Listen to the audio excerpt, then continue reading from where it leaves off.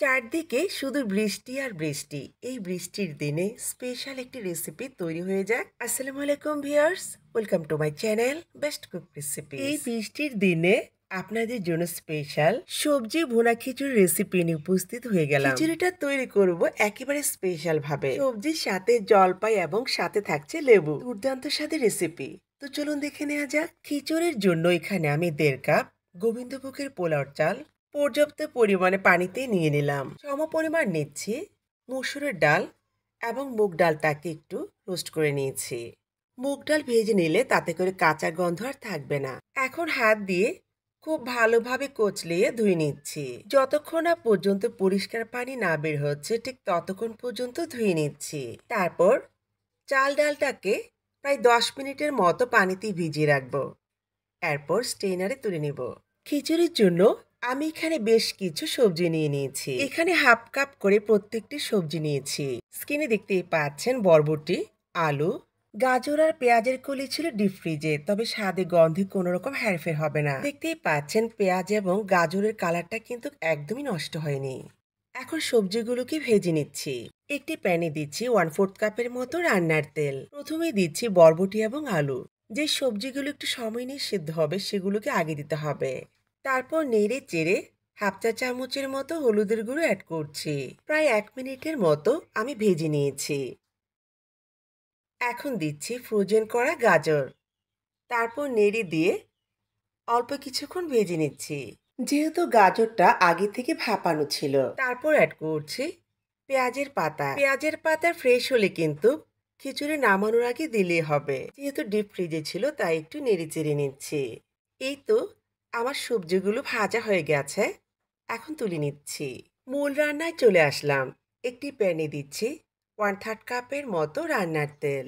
দিচ্ছি আস্ত গরম মশলা, কয়েক টুকরো দারুচিনি, 8-10টির মতো এলাচ, 8-9টির মতো লবঙ্গ, 10-12টি গোলমরিচ আর হচ্ছে তেজপাতা। তেলের সাথে কয়েক সেকেন্ডের মতো গরম মশলাগুলোকে ভেজে নিয়েছি। এখন দিচ্ছি 1.5 কাপ পেঁয়াজ কুচি, 4টি রসুন একটু খুলে দিয়েছি, অর্থাৎ রসুনের কোয়াগুলো দিয়েছি।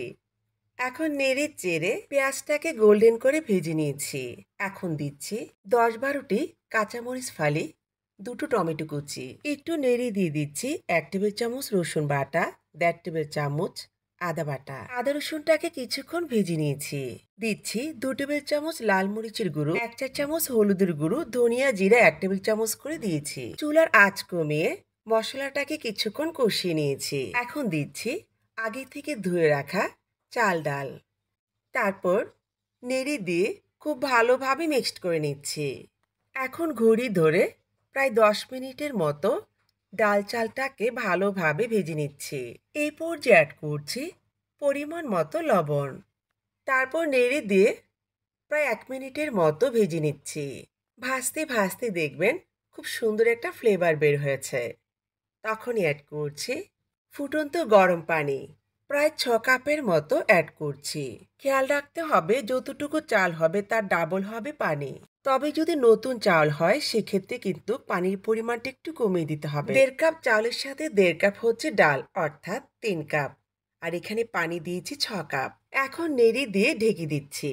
অপেক্ষা করব বলক আসা পর্যন্ত।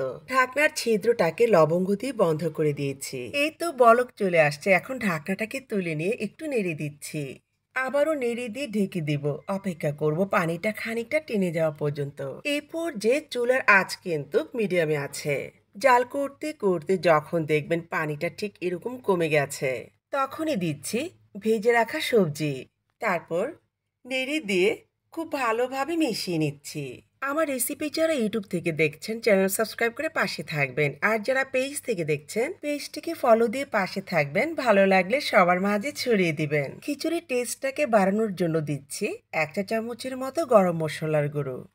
তারপর নেড়ে দিয়ে মিশিয়ে নিচ্ছি। অপেক্ষা করব পানিটা শুকানো পর্যন্ত। কিছুক্ষণ জাল করে নেয়ার পর পানিটা প্রায় শুকিয়ে গেছে। এখন আবার একটু আলতো করে নেড়ে দিচ্ছি। খিচুড়িটাকে এখন আমি দমে দিব। এখন চামচ দিয়ে খিচুড়িটাকে এরকম সমান করে নিচ্ছি। পুরে দিচ্ছি কয়েক টুকরো লেবু।